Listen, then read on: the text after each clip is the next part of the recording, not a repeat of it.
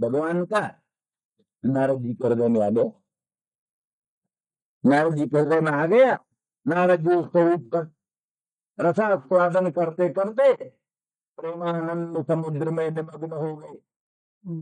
आनंद संप्लवीनो न पश्चिम भयम मुने। आनंद संप्लव में मेरा मन लीन हो गया। इहलोक परलोक सब कुछ भूल गया और बस क्षण भर में पर अंतर था। चलते बने। अब बेचारे बहुत परेशान। फिर ध्यान करने लगे, प्रयास मिटने लगे, फिर नाक दबाने लगे, प्राणायाम करने लगे। कहाँ हो तो गया तो गया। बड़े रोए, बड़े बिलबिलाए। तब आकाशवाणी भगवान नमान दृष्टि में रहती। आप इस जन्म में मेरा दर्शन नहीं कर पाएंगे। अरे तो गृह उपद्रव पैदा क्यों किया आपने? हाँ? ये यदि इस जन्म में हमको उस रस के आस्वादन का सौभाग्य नहीं, तो आप क्यों प्रकट हुए? अरे बोले इसलिए कि तुम्हारा मन खींचने के लिए, तुम्हारा मन खींचने के लिए। सकल दर्शतम रूपम एतत् कामाय तो नघ। हो अनघ, वो सकृत एक बार तुम्हें अपना स्वरूप का दर्शन कराया है, वो तो कामाय ते नघ, तुम्हारी इसमें कामना हो जाए, उत्कट कामना हो जाए इसलिए। बिना रसास्वादन किए कामना कैसे हो? तो उत्कट कामना उत्पन्न करने के लिए तो बाहर अपने स्वरूप माधुर्य का तुम्हारे हृदय में प्रकट करा दी। तो इस तरह से जैसे वो मधुप आता है, दूर से गंध का ग्रहण करके आता है, और उस पुष्प का, पराग पुष्प का मकरंद रसास्वादन करता है। इस प्रकार की स्थिति। तो सकृत भर सुधान स्वाम मोहिनी पायित्वा सुमन सैव सद्य तप्तवे स्मान भवादृक भवंत में पश्यंत जना जम। और भवादृक, श्याम सुंदर कैसे? तो भवादृक भवंत में पश्यंत जना जम, तुम्हारे समान जिसको लोग देखते हैं, जैसे भंवर वैसे ही श्याम सुंदर कृष्ण भवादृक। तो सुमन से संदेश तक के लिए, जैसे मधुप जो होता है, मधुप मधुप जो है सुमन का, सुमन का, सुमन माने फूल, फूल, उत्तम फूल, उत्तम पुष्प, अरविंद मकरंद, मालती मल्लिका जाति ज्योतिका आदि दिव्यात दिव्य पुष्पों के दिव्य पराग को, मकरंद को पान करता है और चला जाता।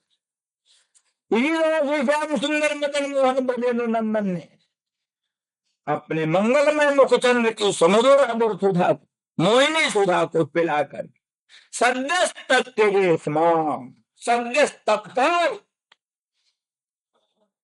यद्यप बात ये नहीं है, असंख्य दिवस पर्यंत भगवान के मुखचंद्र की सुमधुर अदर सुधा रस का पान इन्होंने किया है, तथापि सब भूल गए। व्याकुलता बसात वो सब भूल गई। और वही आती है बात कि बस, तो कल श्लोक नहीं याद था, आज याद हो गया, होता है ना। तो कृष्ण बुदश्यत मतिम जस्तन करणे स्पृशन। निरंतर श्री कृष्णचंद्र परमानंद कंद के मुखचंद्र का सौंदर्यामृत पान करती हैं, श्रीरंग के अनंत मधुरमा का लोकोत्तर रसास्वादन करती हैं, और अपने सखी ललिता से कहती हैं, सखी कोयम कृष्ण, ये कृष्ण कौन है? ये कृष्ण कौन है? जस्तन करणे स्पृशन, हे तन्वी, जो मेरे कानों के समीप आकर नाम कृष्ण नाम ही मेरे कानों को स्पर्श करता है तो मेरी मति लुप्त हो जाती है, मेरी विवेकिनी बुद्धि लुप्त हो जाती है। विवेक बुद्धि का सब जाने कहाँ चला जाता है। कोयं कृष्ण इति विदस्यति मतिम जस्तन्व करणे स्पृशन। कर्ण का स्पर्श करते ही मति को विदस्त कर देती है, लुप्त कर देता है कृष्ण मेरे कान को स्पर्श करते ही। तो स्थिति कहते रागांधे किमिदम, रागांधे किमिदम सदैव भवति तस्य क्रीडति। हे रागांधे, लोकोत्तर अनुराग से विवेक शून्य हुई राधे, रागांधे राधे, किमिदम, ये क्या बात तुम पूछ रही हो, तुम क्या कह रही हो। सदैव भवति तस्य क्रीडति, आप तो सदा सर्वदा ही उनके उस स्थल पर ही क्रिया करती हैं, पूछता रहेंगे। कृष्ण स्पर्शन, हे तन्ने जो कर्ण को स्पर्श करके ही मेरी मति को लुप्त कर देता है, वो कृष्ण कौन है, कहाँ रहता है। रागांधे किमिदम, रागांधे राधे तुम क्या क्या कह रही। सदैव भवति तस्योर क्रीडति, आप तो सदैव उनके और स्थल पर क्रिया करती। अरे गंगा जल की पवित्रता कभी गंगा जल से पृथक होती है, आनंद सिंधु की मधुरिमा कभी आनंद सिंधु से पृथक होती है। अचिंत्यानंद परमानंद सुधा सिंधु श्री कृष्ण की माँ दुर्गाधिष्ठात्री महाशक्ति लक्ष्मी राधा, वो कभी कृष्ण से पृथक होती है। सदैव कृष्ण के उस स्थल पर ही क्रीड़ा करती है, अन्यत्र कभी नहीं। गंगा जल की पवित्रता सदा गंगा जल के उस स्थल पर क्रीड़ा करती है। आनंद सिंधु की मधुरिमा सदा आनंद सिंधु के स्थल पर क्रीड़ा करती है। ऐसे आनंद सिंधु श्री कृष्णचंद्र परमानंद कंद के माधुर्य सार सर्वस्व की अधिष्ठात्री राधा रानी सदा कृष्ण के उस स्थल पर ही विहार करती है। इस दृष्टि से बोलता रागांधे किमिदम सदैव भवति तस्योर क्रीडति, सदैव उनके उस स्थल पर क्रीड़ा करती हूँ। आप क्या पूछ रही। तो राधा रानी कहते हास्यम माँ को मोहिते, हे मोहिते ललिते, तू तू तू भी मोहाक्रांत है, मोह से आक्रांत हो तो उपहास करती है हमारी। क्या करती, उपहास करती है मेरा। कहाँ कृष्ण मुझको मिलते। हास्यम माँ को मोहिते, वो कहते तुम धुना निस्तार से हंसते मैं। तो वो कहती अभी तो मैं तुमको लाई हूं श्याम सुंदर ब्रजेंद्र नंदन के पास, अभी मैं लाई हूं तुमको, तुम प्यारी इतनी जल्दी भूल गई। तो सत्यम सत्यम सौद्र गंगन मगाद विद्युन्नभा, सत्यम सत्यम सौद्र गंगन मगा, हे सखी हाँ सत्य सत्य, लेकिन अद्यैव गंगन मगा, मेरे नयनों के प्रांगण में मदन मोहन श्याम सुंदर आज ही तो आए। मेरे नयनों के प्रांगण में मेरे प्राणनाथ प्रियतम कृष्ण आज ही तो आए, परंतु विद्युत, जैसे विद्युत विद्युत प्रकाश क्षण भर के लिए आता है और लुप्त हो जाता हो। सत्यम सप्तम सौद्र गंगन मगात अद्यैव विद्युन्नभा, जैसे विद्युत होती है विद्युत प्रकाश, दामिनी का प्रकाश क्षण भर के लिए आता है और लुप्त हो जाता हो। जैसे न जाने जन्म जन्मांतरों में, युग युगांतरों में, कल्प कल्पांतरों में, न जाने किस पुण्य से आज ही तो मदन मोहन मेरे नयनों के प्रांगण में पधारे और क्षण भर के लिए अब अंतर्धान होगा। तो पता ही नहीं। तो ये अवस्था जहां सदैव भवति तस्योर क्रीडति, और उनको मालूम पड़ता है कि अद्यैव विद्युन्नभा, ही मेरे नयनों के प्रांगण में मेरे प्रीतम पधारे हैं, तो वो वो भी विद्युत प्रकाश के समान क्षण भर में अंतर्धान हो गए, चले गए। तो इसलिए फिर अनंत काल भी उनके मुखचंद्र के सुमधुर अधर सुधा रस का पान करें तो भी सचत अधर सुधाम स्वाम मोहिनी पायित्वा, सचत एक ही बार है, एक ही बार तो है। जीवन में जन्म जन्मांतर में ध्रुव शुभांतर में कल्प कल्पांतर में एक ही बार तो अपने मुखचंद्र के सुमधुर अधर सुधा को छलात बलात् पिला दिया, और पिला करके संध्या हुआ स्नान, तुझे संग तत्काल हमको छोड़ दिया, तत्काल हम लोगों को छोड़ दिया। माने छल से बल से हमको अपने वश में कर लिया, हमारी ना इच्छा होने पर भी मधुर सुमधुर अधर सुधा रस को पिला दिया, और दुरंत लालसा उत्पन्न कर दिया, दुरंत लालसा पैदा करके स्वयं प्रधान हो गए, चलते बने। दुरंत लालसा पैदा करके चलते बने। क्या सखी हम सुमनस हैं, वो दुर्मना। सुमनस का दो अर्थ है। सुमनस का एक अर्थ फूल है, सुमनस का एक अर्थ है फूल, और सुमनस का एक अर्थ है शोभनम मनः जस्य सा सुमनसा। जिसका मन बड़ा सुंदर हो उसको सुमनस कहते। विद्वानों को, पंडितों को सुमनस कहते, देवताओं को सुमनस कहते। देवता सुमनस है, विद्वान का नाम सुमनस है।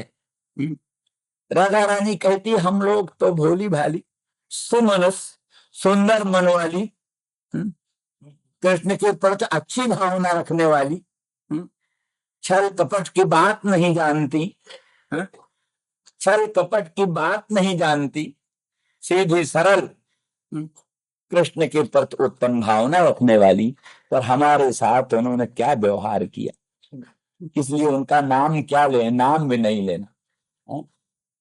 सुमनस एव सब नाम ने, सुमनस एव शब्द तत्तरे समान, सुमनस के तुल्य, जैसे तुम भवादृत मधुप भमरा, जैसे मधुपर वो है वो सुमनस को त्याग करके चला जाता है, जैसे हम सुमना हम गोपांगनाओं को सद्य तत्काल त्याग करके स्विषयनी उत्कट दुरंत लालसा उत्पन्न करके और सद्य तत्व जो सद्य छोड़ दिया। अब यहाँ एक बात और कहना इनको अभीष्ट, वो ये कहना अभीष्ट है कि सखी मधुप बिचारे का तो कोई दोष नहीं, भावरे का तो कोई दोष नहीं, तो बेचारा भूखा है ना, मधुप तो भूखा। तो एक फूल पर गया मकरंद रस पान करने के लिए, मकरंद रस पान किया, अब पेट नहीं भरा तो उस फूल को छोड़कर दूसरे फूल पर चला गया, वहां मकरंद रस पान किया, उसमें भी नहीं पेट भरा तो उठती घड़ी जगह चला गया, मकरंद रस पान किया। तो मधुप बेचारा तो भूखा, अपने पेट की आग बुझाने के लिए भले 100 फूलों पर जाए, 100 फूलों का मकरंद रस पान करो, वो तो क्षुधा से पीड़ित होकर, क्षुधा से पीड़ित होकर, क्षुधा से अशांत होकर अपनी पिपासा और क्षुधा को दूर करने के लिए अनेक पुष्पों का अवलंबन करता है। वो निर्दोष है, लेकिन श्याम सुंदर निर्दोष नहीं है, ये मधुपति निर्दोष नहीं है। क्यों? इनका तो आधार में ही सुधा है, जिसके आधार में सुधा वो भूखा रहता है क्या? जिसके आधार में सुधा वो भूखा है, जिसके आधार में सुधा वो प्यासा है क्या? इनको भूख प्यास कुछ नहीं, ये केवल सुखियों को दुख देने के लिए ये उन कमलों पर जाते हैं।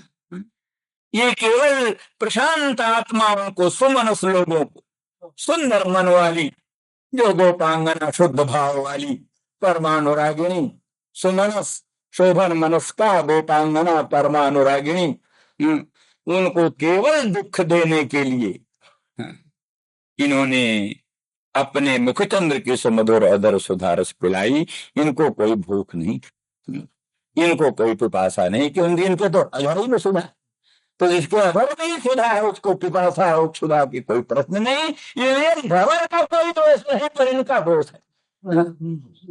इसलिए मधुप तू भोले भाले, तू ऐसी कपटी का संग मत कर, तू इनका मित्र मन में मत मन, तेरा भी नुकसान हो जाएगा। इसलिए ये बड़े वंचक हैं, मधुप तू भी इनका संग छोड़ दे। हम लोग भी छोड़ने का इंतजाम कर रहे हैं, हम भी छोड़ देंगे, तो तू भी छोड़ दे, हमारी राय मान ले।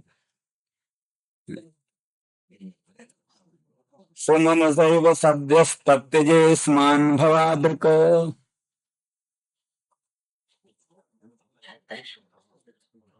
भाई ये सब बातें ऊंची दृष्टि से देखो, लौकिक दृष्टि से बिल्कुल मत देखो। अनंत ब्रह्मांड नायक भगवान सर्वांतरात्मा सर्वशक्तिमान प्रभु और उनके भक्त परम भक्त अंतरंग भक्त वही गोपांगना, ब्रज सीमंतनी जन गोपांगना अनन्य भक्त। तो भगवान वही जिस पर अनुग्रह करते हैं, जिस पर अनुग्रह करते हैं, जन्म जन्मांतरों के पुण्य पुण्य से प्रसन्न होकर के उसको इतना बरसते हैं, इतना बरसते हैं, इतना बरसते हैं, आनंदामृत आधा आनंदामृत की वर्षा इतनी करते हैं कि वो पागल हो जाता है। उस प्रेम को संभाल नहीं सकता, संभालना मुश्किल हो जाता है। तो उसी प्रेमोन्माद में, प्रेमोन्माद में वो सब इस प्रकार का एक प्रलाप प्रलाप प्रजल्प प्रजल्प प्रलाप चित्रजल्प इस प्रकार का करता है।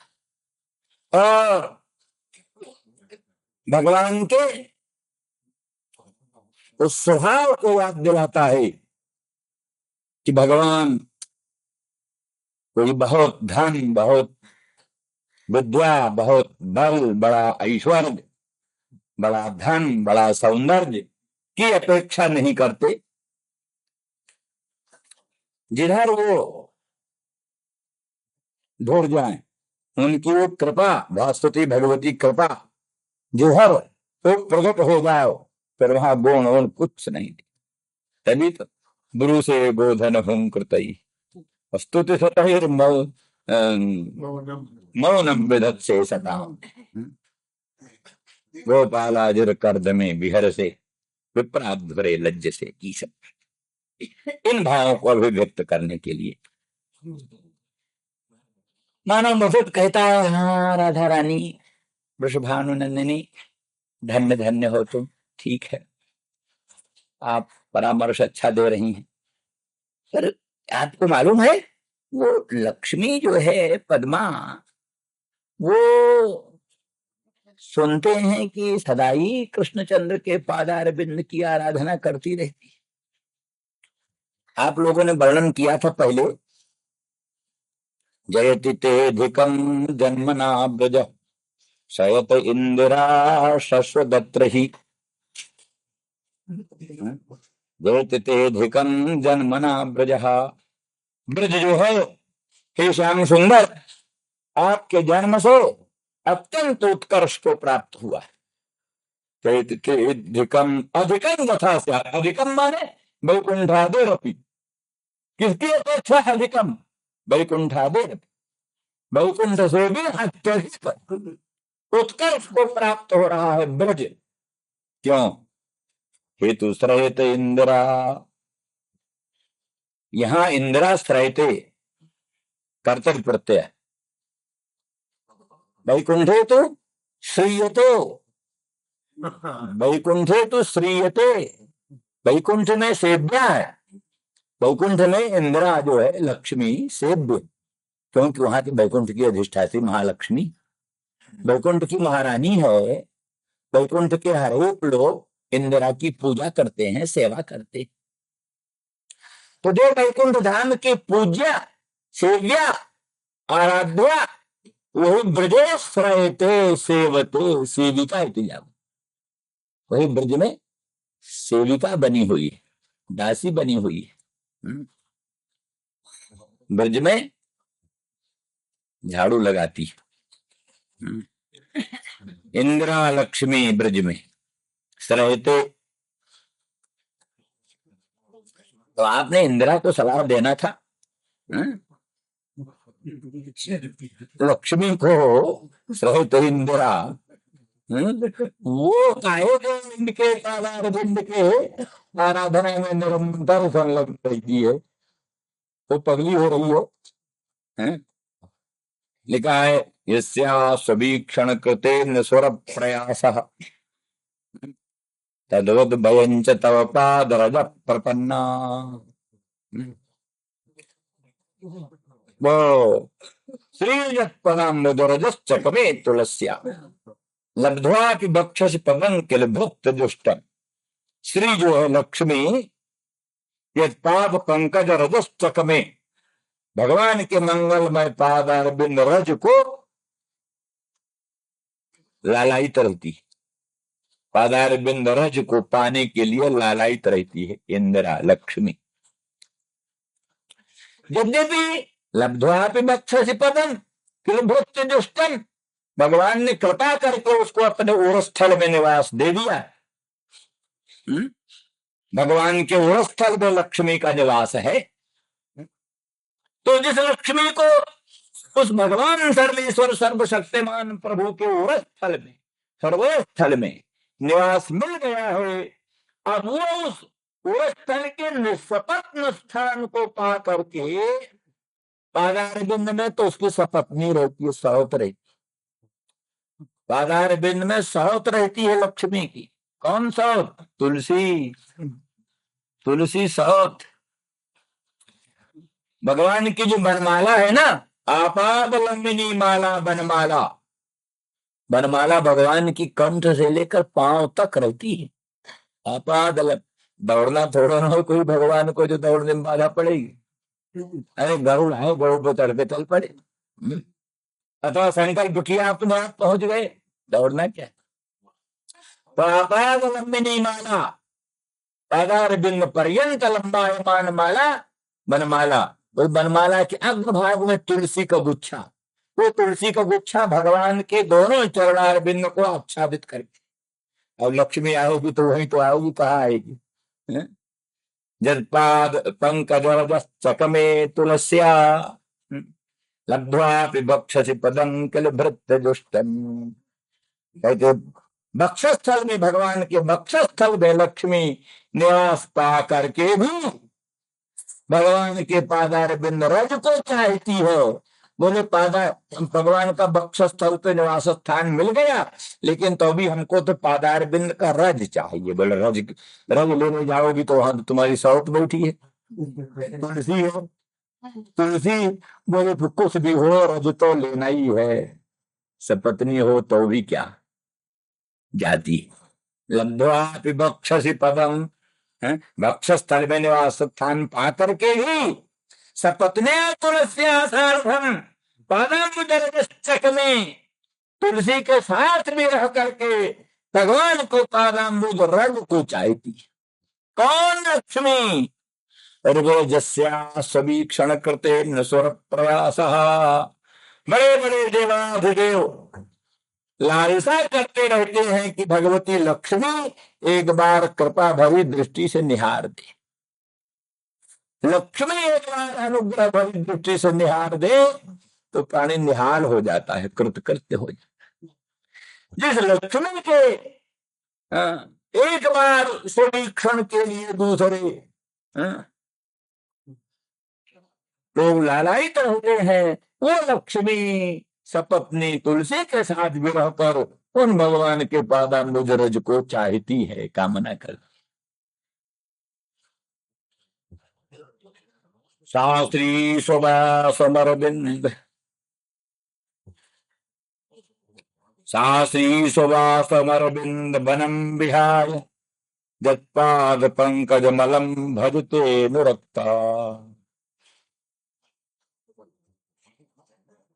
ब्रह्मादौ बहुतिथं ब्रह्मादौ बहुतिथं जगतांग मोक्ष तपस्समचरन्ति भगवत प्रपन्ना। ब्रह्मादयो बहुतिथं जगतांग मोक्ष कामास्तपस्समचरन्।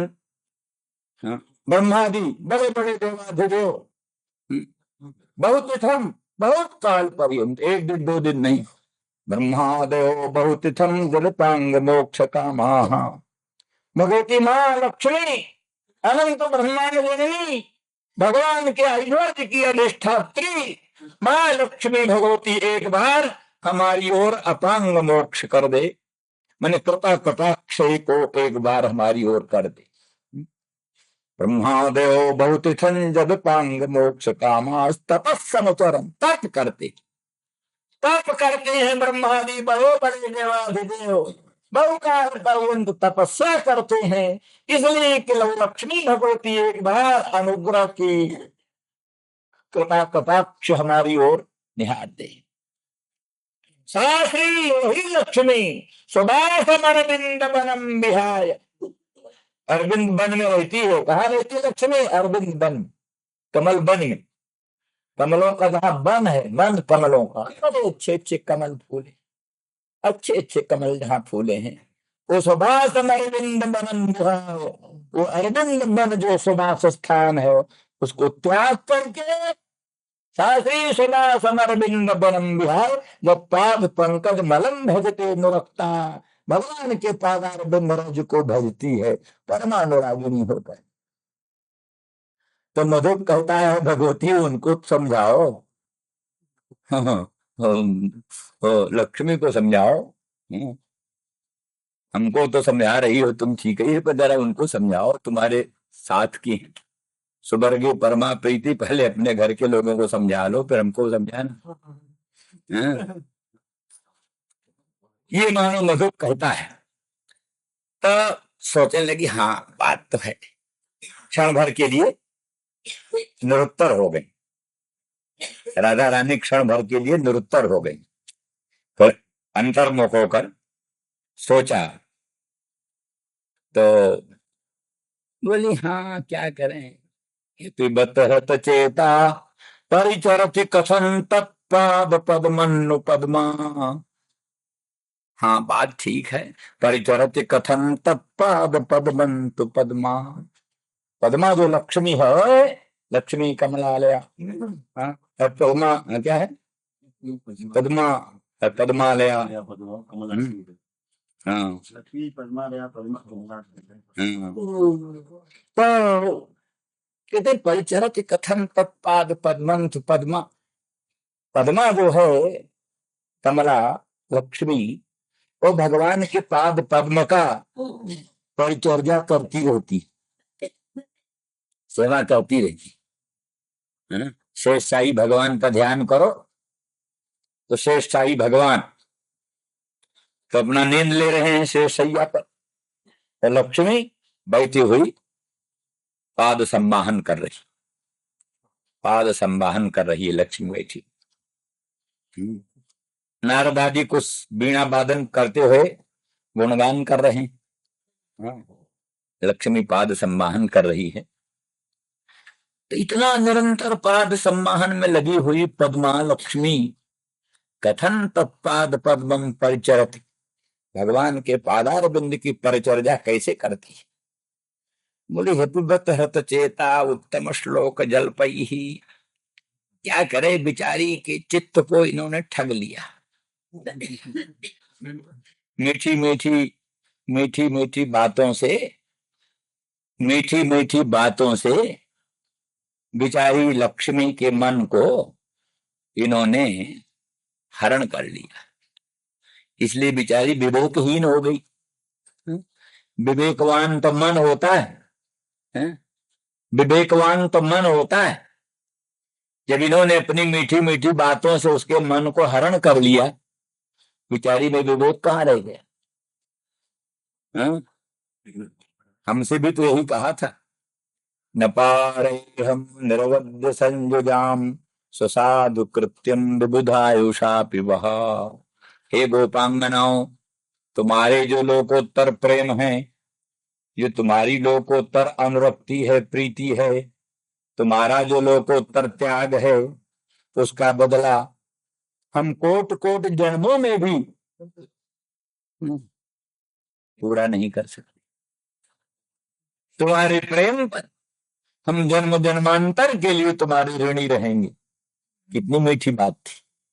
अगर वैसे पालन भी करते तब कितनी अच्छी बात थी, पर ऐसी ऐसी बातें की और चले गए मथुरा। कोई उनको अपनी बातों का ध्यान नहीं। ऐसे ही जैसे हम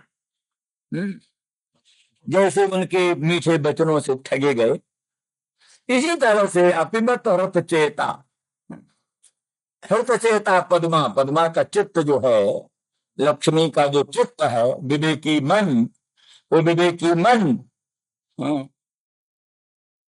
उत्तम श्लोक जो भगवान कृष्ण हैं, उनके जो जल्प हैं, माने मीठे मीठे वचन हैं, मीठे मीठे वचनों द्वारा उसका मन बिचारी का विवेकी मन अपरत हो गया, इसलिए विवेक शून्य हो गई। इसीलिए उनके पादार बिंद की परिचर्या दिन रात करती रही।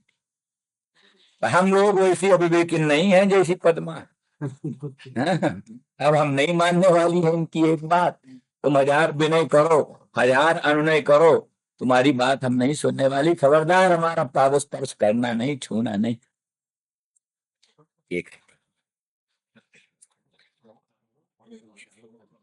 तो कहा, सखी आप क्या बोलती हो? आखिर आप उत्तम श्लोक जल पई। उत्तम श्लोक का अर्थ है जिसका उत्तम है। श्लोक माने यश, जिसका श्लोक्यते इति श्लोक, श्लोकम यशः, यश जिसका श्लोक्य, स्तुत्य जिसका यश श्लोक्य। संसार भर के प्राणी, दिग्दिगंत के प्राणी, बड़े बड़े विद्वान, बड़े बड़े तपोनिष्ठ, बड़े बड़े जोगींद्र मुनीन्द्र, बड़े बड़े अमलात्मा परमहंस, बड़े बड़े आचार्य निरंतर जिसका जस गान करते रहते हैं। लक्ष्मी भी जिनके पाद पंकज की सेवा करती रहती है, तुम उनकी निंदा कर रही हो, तुम पर उन पर आक्षेप कर रही हो राधा रानी, क्या ये उचित? तो बोले, अरे मधुर, तू समझता नहीं। उत्तम श्लोक, उत्तम श्लोको यशो यस्य, उत्तम श्लोक यशः यस्य। तो मतलब क्या है? जो भाट होते हैं ना, भाट, बंदी लोग, भाट लोग, वो गुण वर्णन करने लगे तो भैंस का ऐसा गुण वर्णन करें कि वाह, भैंस तुम्हारे समान दुनिया में कोई सुंदर ही नहीं। तो बंदी, बंदी द्वारा जो गुणवान है, सूत मागध द्वारा जो गुणवान है, वो तो गुणानपेक्ष गुण वर्णन करते हैं, गुणानपेक्ष गुण वर्णन करते हैं, गुण सापेक्ष गुण वर्णन नहीं। किसी में गुण हो तो गुण वर्णन करो, सो बात नहीं। सगरी राज के राजा, राजा जो है सूर्य के समान चमकता है। सूर्य कह के जुगनों की तरह भी नहीं चमकता रहता, जुगनों की तरह भी जिसमें चमक नहीं, उसको कहते रघुरी राज के राजा। तो जो जुगनों की तरह न चमकने वाले को कहते सूर्य, तुम चमक रहे हो। तो भैंस को कृष्ण का उपमा दे दे, तुम्हारी वैसी श्यामलता है जैसे कृष्ण चंद्र की श्यामलता। और क्या कहना है? कई तरह से बंदी लोग गणों द्वारा, अरे कृष्ण के भक्त ही ना उनका गुणगान करते। कौन गुणगान? जी कृष्ण के भक्त। तो जिसका जो भक्त होता है उसको तो कुछ विवेक होता नहीं, वो तो आंख मीच कर गुणगान करता है। इस तरह से ये उनके भक्त गण, बंदी गण, सूत गण, मागध गण, जो उनसे उनसे वृत्ति पाते हैं, जीविका पाते हैं, वो उनका गुणगान करते रहते। इसलिए वहां कहा श्रीमदाततम तव कथामृतम सप्त जीवनम कविभिरीडितम कल्मषापहम श्रीमदाततम भुवि गृणन्ति ते भूरिदा जनाः। तो कहते श्रीमदाततम, उनका जो कथामृत है उसको दुनिया में किन लोगों ने फैलाया है? जो श्रीमानों ने फैलाया। श्रीमानों, श्रीमान में धनवान लोगों ने, धनवान लोगों ने अपना दिन काटने के लिए, समय व्यतीत करने के लिए एक तो धंधा चला रखा, धंधा चला रखा है। चलो भगवान कृष्ण की कथा सुनो भाई, बड़े धर्मात्मा लोग कृष्ण की कथा सुनो। श्रीमदाततम, श्रीमान माने प्रमादी लोग, धनवान प्रमादी, उल्लू के वाहन। वो जो उल्लू के वाहन लोग हैं श्रीमान, वही लोगों ने इनकी कथामृत को देव दिगंत में फैला रखा है। वास्तव में उनका कथामृतम नहीं, कथामृतम मरणम। उनकी कथा अमृतम नहीं, अमृत नहीं है, मरणम। कथामृतम कहिए बोले तप्त जीवनम, तप्ते कटा हो यथा जीवनम जलम निक्षिप्तम। खूब तपता हुआ कड़ा हो तवा, खूब तप रहा हो और उस पर एक बूंद पानी डाल दो तो क्या होता है? तो तप्ते कटा हो यथा जीवनम जलम। तप्त तप्त तवा पर जैसे कोई एक बिंदु पानी डाल दो तो इसी तरह से जो उनके विप्रोग जन तीव्र ताप में संतप्त हैं और उनका कहीं नाम सुना दिया, उनकी कहीं कथा सुना दिया तो क्या कर जले पर नौन मत लगाओ भाई। जले पर नौन लगाना, एक जल गए ऊपर नौन लगा दिया। तो ऐसे उनके विप्रोग जन तीव्र ताप में संतप्त है, फिर उनकी कथामृत चलाए दो तो फिर और जल भुन जाए। इस प्रकार से ये सूत्रवाद द्वारा बंदी माधवों द्वारा वो वर्णित गुण है, वस्तु का कोई गुण है नहीं, इसलिए इस भ्रम में मत रहो। इसलिए उत्तम श्लोक जल ये उत्तम अनुत्तम में भी, अनुत्तम में भी उत्तम श्लोक का वर्णन करते हैं वो लोग, अनुत्तम में भी उत्तम श्लोक का वर्णन करते हैं।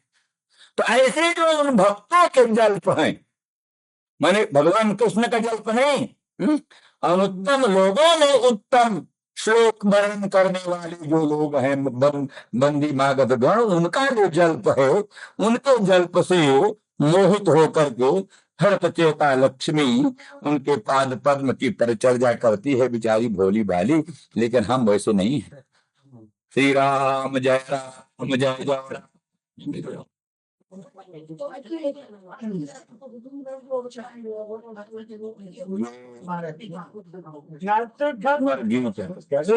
हमारे गीत हो ये ब्रह्मर गीत है, इसमें गोपांगना और उद्धव का संवाद हो रहा है। भगवान श्री कृष्ण परमात्मा ने उद्धव को भेजा है गोपांगनाओं के पास, और उद्धव जी गोपांगनाओं के सन्निधान में बैठे हैं। वही एक भ्रमर आ गया है, मधुप आ गया है, और उस मधुप को देख करके राधा रानी वृषभानुनंदिनी अपने हृदय का भाव, जो एक अत्यंत स्नेह का परिणाम, बहुत उच्च कोटि का जो महाभाव, प्रेम की अत्यंत उत्कृष्ट अवस्था जो महाभाव पद वाच्य है, उससे जनित जो उन्माद विशेष, प्रेमोन्माद जिसको कहते हैं, प्रेम का उन्माद, प्रेम उन्माद में कुछ कह रहे हैं। तो इसी के श्लोक की व्याख्या कुछ कल हुई है, इस थोड़ा और आज होती है। मानो शंका होती है कि भगवान श्याम सुंदर कृष्णचंद्र अत्यंत निर्दोष हैं और हम भी उनके भक्त हैं, अनुगामी हैं, हम भी निर्दोष हैं, ये आप उनमें ऐसे दोषों का आरोपण क्यों करती? ये तो भ्रमर जाति का स्वभाव है, उसके श्मश्रु पीत होते हैं, इसमें कोई कुमकुम के संसर्ग का कोई प्रसंग नहीं।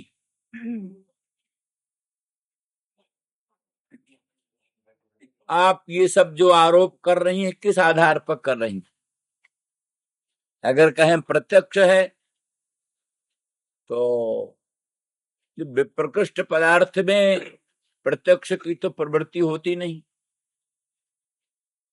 श्याम सुंदर ब्रजेंद्र नंदन मदन मोहन मथुरा में, तुम यहाँ बैठी हो गोकुल में, तो श्याम सुंदर कृष्णचंद्र के दोषों का या उनके अन्य संबंधों का तुम यहां से कैसी कल्पना करती हो? यदि कहो अनुमान करती हैं तो जैसे धूली पटल में किसी को धूम की भ्रांति होती है, धूली पटल में धूम की भ्रांति से जो बनने का अनुमान करता है वो बनने का अनुमान असंगत होता है। उसी प्रकार से हमारे श्मश्रु की प्रतिमा को देखकर तुम जो ये कल्पना करती हो कि श्याम सुंदर के मंगलमय उर स्थल में जो वनमाला है, उस वनमाला में उनकी प्रेसी जनों के उरोजों में संलग्न कुमकुम लिप्त हो गए और उसी कुमकुम लिप्त वनमाला को धारण करने के कारण, आघ्राण करने के कारण इस मधुप के भी श्मश्रु में प्रतिमा आ गई।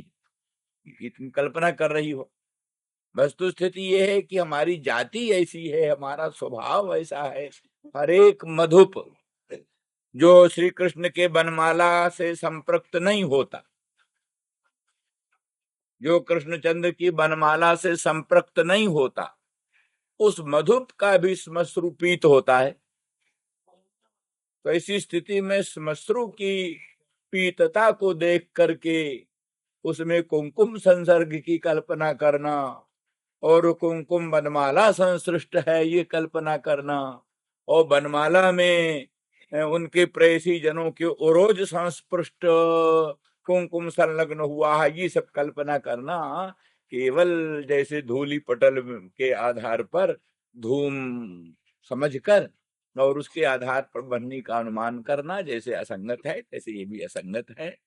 देवियों, तुम इस प्रकार की कल्पना मत करो। और हम श्री कृष्णचंद्र आपका बड़ा सम्मान करते हैं, बड़ा आदर करते हैं, निरंतर मथुरा में आपका ही ध्यान करते रहते हैं, आपका ही चिंतन करते हैं और आपको ही परम मधुर संदेश लेकर के हमें भेजा है। इसलिए आप कृपा करके अपने चरण का स्पर्श करने दो, हम धन्य धन्य हो जाएंगे आपका चरण स्पर्श करने से, इत्यादि मानो अनुनय विनय कर रहा है मधुप।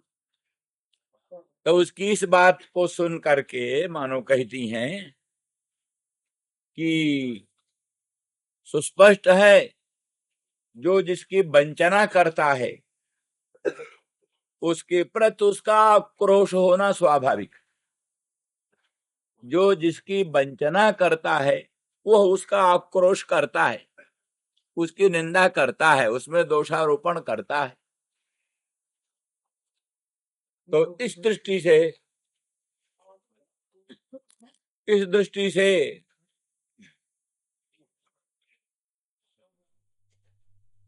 लाउड स्पीकर नहीं लगा है क्या? नहीं मजा आया नहीं, फोन किया था भी संबंध नहीं मिल रहा। आया ही नहीं। अच्छा, क्यों आज जाए नहीं? कोई गड़बड़ी हो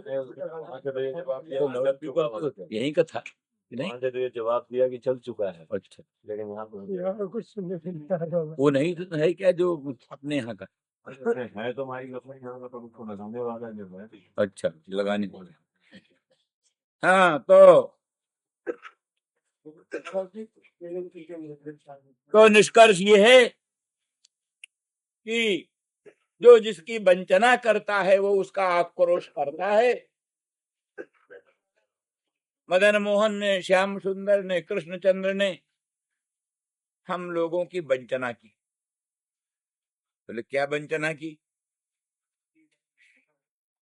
बोले हमको सुधा पिला दिया, अमृत पिला दिया। बोले ये क्या वंचना है? अमृत पिला दिया ये कोई वंचना है? जो जिसको पानी भी पिला देता है वो भी उसका उपकार मानता है। पानी पिलाने वाले का भी आक्रोश नहीं किया जाता। मदन मोहन, श्याम सुंदर, कृष्णचंद्र ने तुमको सुधा पिलाया, अमृत पिलाया, तो उससे आप क्यों क्षुब्ध होती हैं? अमृत पिलाना तो बड़ी अच्छी चीज। पानी पिलाने वाले का भी आक्रोश नहीं किया जाता, तो फिर तुम सुधा पिलाने वाले, श्याम सुंदर, मदन मोहन ने तुमको सुधा पिलाया, अमृत पिलाया, तो काहे उससे नाराज होती हो? बोले हाँ, वो सुधा वैसी सुधा नहीं है, मोहिनी सुधा है, बुद्धि भ्रंश करी सुधा है, बुद्धि को भ्रंश कर देने वाली सुधा है। माने कोई ऐसा मोहक लड्डू, कोई ऐसा तंत्र मंत्र किया हुआ मोहक लड्डू किसी को खिलाए दे तो कोई उसको उपकार मानता है? हैं? अरे मोहन लड्डू जिसको खा लेने से प्राणी मोहित हो जाए। कई ऐसे तंत्र मंत्र होते हैं जहां ऐसा तंत्र मंत्र करके मोदक रखे रहते हैं, वो मोदक जिसको खिलाए दे वो पागल हो जाए, उसके पीछे पीछे दौड़ने लगता। ऐसी लौंग लौंग खिलाते हैं कई लोग, लौंग तंत्र मंत्र से अभिमंत्रित लौंग खिला देने से प्राणी मोहित होकर पागल की तरह पीछे पीछे बटे। इस प्रकार से मोहन करने वाली जो वस्तु है वो भले मोदक हो, भले सुधा हो, सुधा क्यों न हो, मोहन करने वाली जो सुधा है वो वस्तुतः उपकार नहीं है, अपकारी है। इसलिए श्याम सुंदर मदन मोहन ब्रजेंद्र नंदन ने अपने मंगलमय मुखचंद्र के सुमधुर अधर सुधारस का पान करा करके हम लोगों के मन में एक दुरंत लालसा उत्पन्न कर दी और अत्यंत अभूतपूर्व आसक्ति उत्पन्न कर दी। आसक्ति, कृष्ण के स्वरूप में आसक्ति हो गई। आसक्ति वो होती है जिस आसक्ति के हो जाने पर प्राणी निरर्थक हो जाता, किसी काम का नहीं रहता।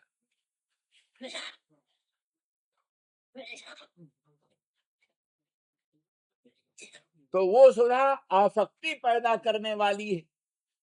कृष्ण के मुखचंद्र में, कृष्ण के मंगलमय पादारविंद में, उनके दामिनी दुत विनिंदक पीतांबर में, उनके स्वरूप में, उनके गुण में मन को आसक्त कर देने वाला है, मन को तल्लीन कर देने वाला है। तो इस प्रकार की जो सुधा है जो आसक्ति का जनन करती है, मोहिनी है, उस तंत्र मंत्र की तरह, जैसे तंत्र मंत्र से अभिमंत्रित मोदक किसी को बस में करके और पागल बना देता है, इस प्रकार से मोहिनी सुधा को हमें पिला करके हमें लोक परलोक से वंचित कर दिया।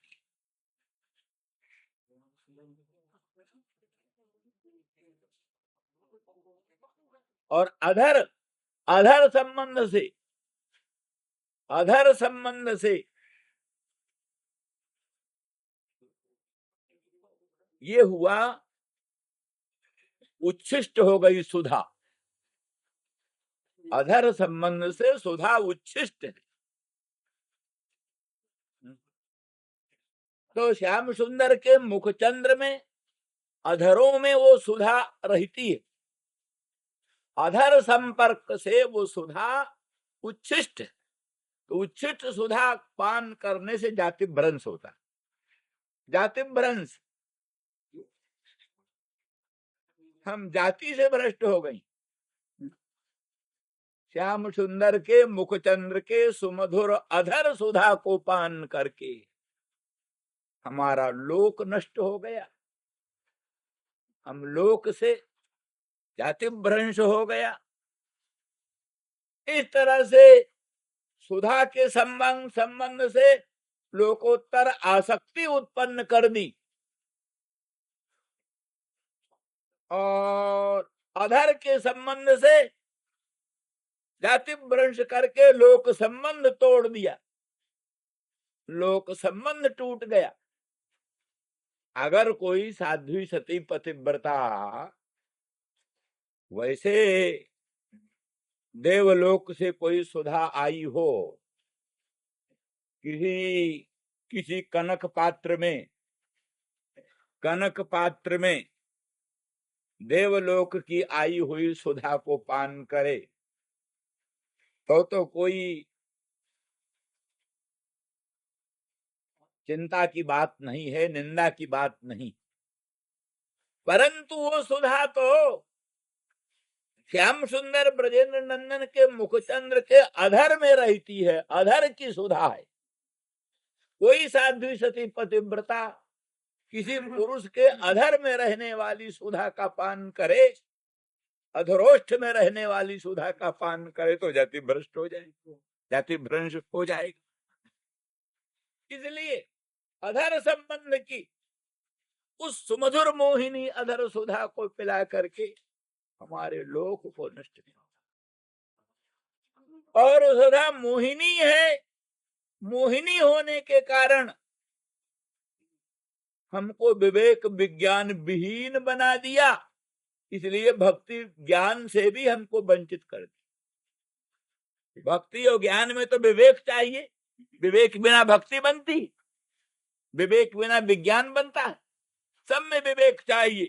संसार से मन को हटाना, अनंत ब्रह्मांडाधिष्ठान स्वप्रकाश परात्पर पर ब्रह्म के स्वरूप का निर्धारण करना विवेक के साथ, और संसार में प्रेम न करके, संसार में आसक्ति न करके सर्वेश्वर सर्वशक्तिमान भगवान में आसक्ति करना, ये विवेक है।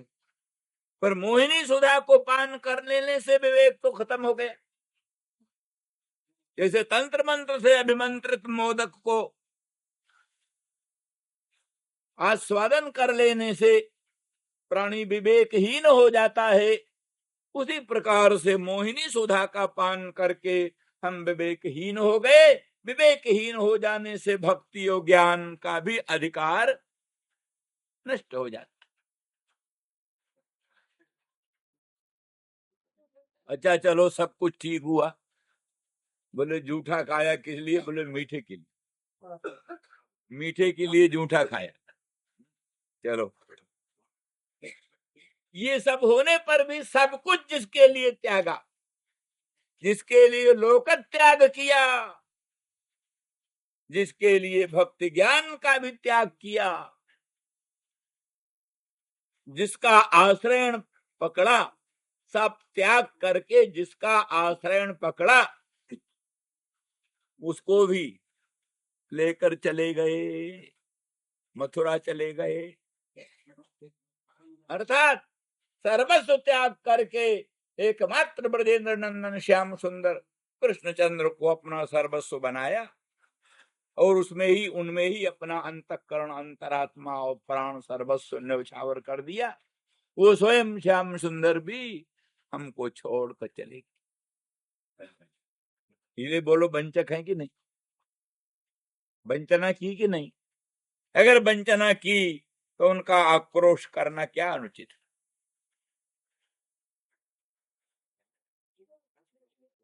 और वो भी अगर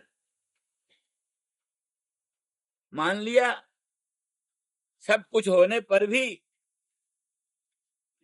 अति दुर्लभ लोकोत्तर सुधा पान के लिए, अमृत पान के लिए सबका त्याग किया जाए, पर वो अमृत तो मिले, अमृत तो मिले, अमृत भी तो नहीं मिला। सकृत सकृतधर सुधान स्वाम, एक ही बार तो वो सुधा एक ही बार तो पान करने को मिली, अधिकाधिक कहाँ मिली। तो क्या हुआ? जैसे एक कोई फूल है, फूल किसी ने फूल को सूंघ लिया, फूल को सूंघ लिया तो फूल तो उच्छिष्ट हो गए। अब किसी देवता के लायक रह गए? फूल को किसी ने सूंघ लिया तब वो देवता के लायक रह गया? किसी महात्मा को अर्पित करने लायक रह गया? नहीं रह गया। तो जैसे एक बार मृदित आघ्रात पुष्प निरर्थक हो जाता, इसी प्रकार से हम साध्वी सती पतिव्रताओं को, शोभन मनस का, शोभन मन वाली गोपांगनाओं को पाययित्वा, वो मोहिनी सुधा को सकृत पाययित्वा, पायित्वा अणित से यही मतलब कि स्वयं हमारी इच्छा बिना, हमारी इच्छा बिना स्वयं, और उस मोहिनी सुधा का पान करा करके, और एक बार ही पान करा करके तृप्ति भी न हुई, तृप्ति हो जाती तो भी बात, तृप्ति भी न हुई, तो तृप्ति न हुई इतने ही में असमान तत्यजे। बोले तुमने पर उनको पकड़ा क्यों नहीं? बोले सद्य सद्यस्तत्यजे स्मा। बोले तुम बताओ, तुम मालती, मालती का नाम सुमनस है। सुमनस नाम तो ऐसे सामान्य पुष्पों का है, पर विशेष नाम सुमनस मालती का, सुमनस मालती का।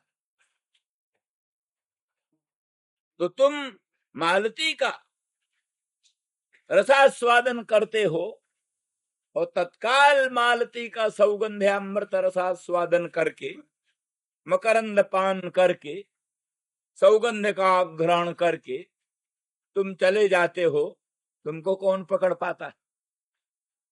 तुमको कौन पकड़ पाता है? इसी प्रकार से मोहिनी सुधा का पान करा करके, मोहित करके मदन मोहन श्याम सुंदर मथुरा चले गए। ये गोपांगनाओं का, विशेषकर राधा रानी वृषभानुनंदिनी का श्री कृष्ण के प्रति दोषारोपण, इसको कहा परिजल्प है, जिसमें कृष्ण की अपने प्रियतम की शठता का वर्णन, शठता का वर्णन है, वंचकता का वर्णन है और निर्दयता का वर्णन। शठता, वंचकता और निर्दयता। श्री कृष्ण शठ हैं, श्री कृष्ण वंचक हैं, श्री कृष्ण निर्दय हैं। और अपने विचक्षणत्व का वर्णन, पद्मा लक्ष्मी जो है वो तो भोली भाली, लक्ष्मी पद्मा भोली भाली, वो उत्तम श्लोक जल्पों में मोहित होकर के हृत चेता होकर निरंतर कृष्ण की आराधना करती रहे, पर हम ऐसी नहीं है, हम ऐसा नहीं कर सकती। इसलिए पद्मा का, लक्ष्मी का, अचातुर्य बोधन करके अपने चातुर्य का बोधन करना। चार चीज, अपने प्रियतम की सठता और निर्दयता और वंचकता और अपनी विचक्षणता का वर्णन जिसमें होता है उसको परिजल्प।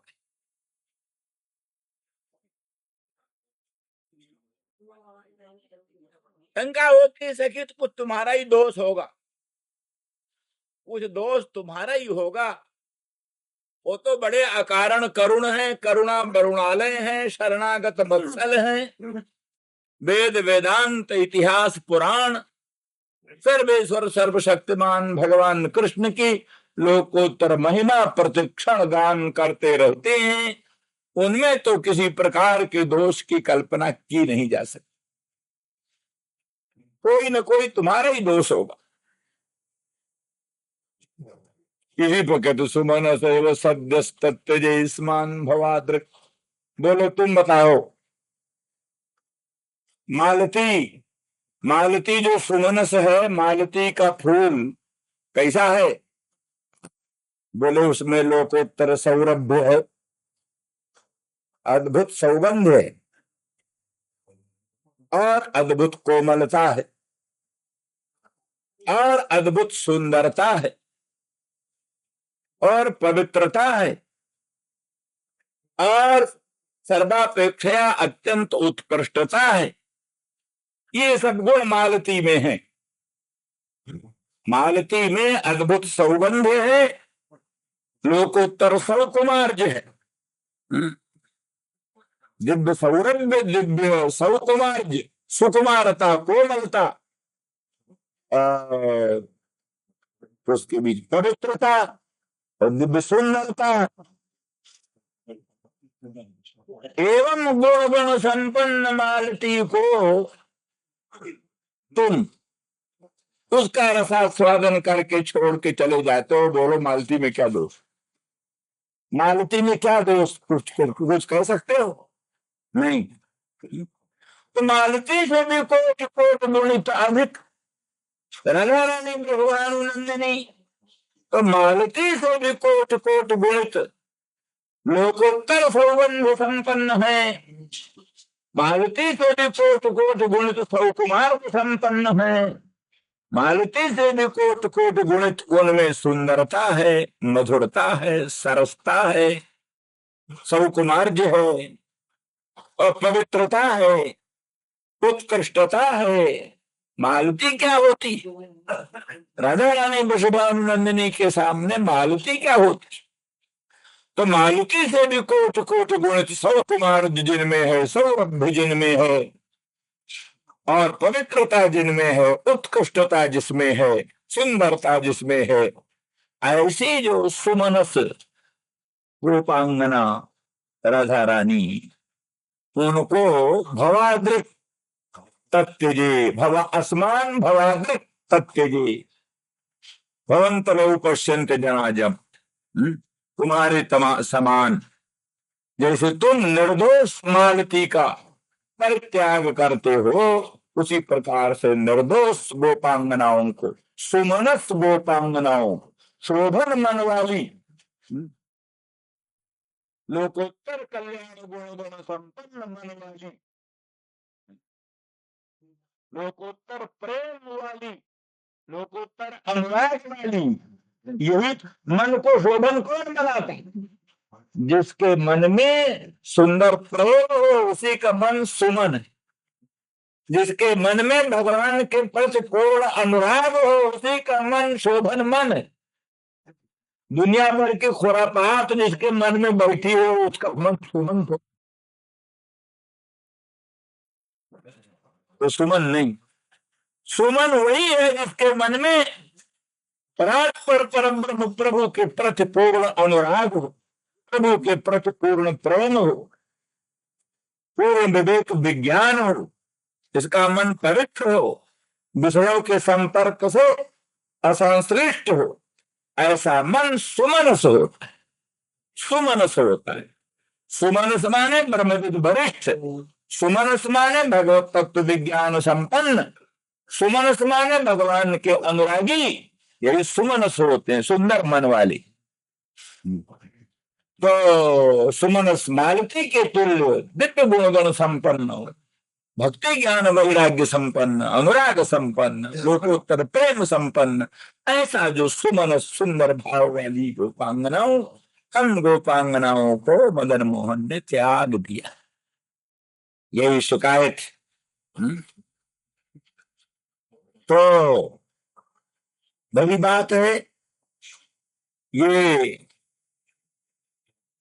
जिसका भगवान में अनुराग हो, भगवान उसको असल में तो त्याग सकते ही नहीं, त्याग सकते ही नहीं, तथापि प्राकृतिक प्रतीति अगर हो, त्याग की प्राकृतिक प्रतीति है,